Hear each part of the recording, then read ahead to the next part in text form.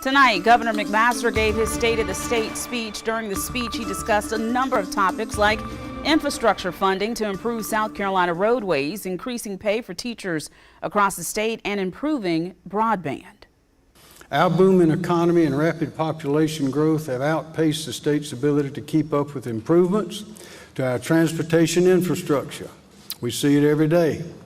Utilizing a combination of $660 million in federal ARPA funds and $600 million from surplus revenue, I'm recommending to you, the General Assembly, that you provide no less than $1.26 billion to the Department of Transportation to accelerate construction, expansion, or improvements to our state-owned roads, bridges, highways, and interstates.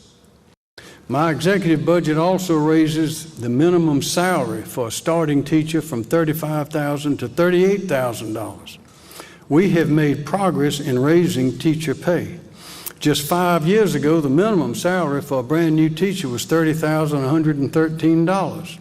I ask that the General Assembly appropriate an additional $400 million in federal funds for the state's broadband infrastructure program being overseen by the Office of Regulatory Staff.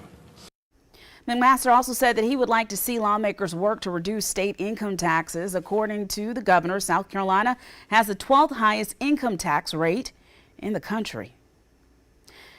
Our Julia Kaufman was there tonight at the State of the State address, and she has reaction from lawmakers.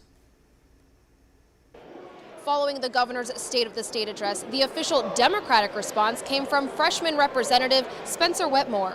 I want to start by thanking the governor for his years of public service. Wetmore took a more bipartisan approach to her speech, saying she shares many of the same priorities as the governor and hopes both sides of the aisle can work together. I call on my colleagues to reject bitter partisanship, extremism, and the harsh rhetoric that comes with it.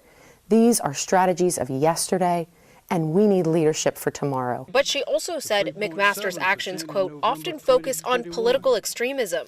Representative Bill Taylor disagrees. Political extremism? I find that humorous from the Democrats. The governor's speech focused on South Carolina's growing business and economy and his goal of reducing income taxes. Most importantly, it's about income tax, cutting the state's income tax. We are behind. I have been on tax committees for 10 years. We've made no progress. It is time that we join the other southeastern states. Democrats are also calling for tax relief, plus expanding internet access and addressing climate change. Let's start by working together to provide tax relief to working families who actually need it. And let's do it this legislative session. Lastly, Democrats are calling on their colleagues to pass the medical marijuana bill this year. It's a bipartisan piece of legislation that's sponsored by a Republican and gained traction toward the end of last year's session. At the State House, Julia Kaufman, News 19, WLTX.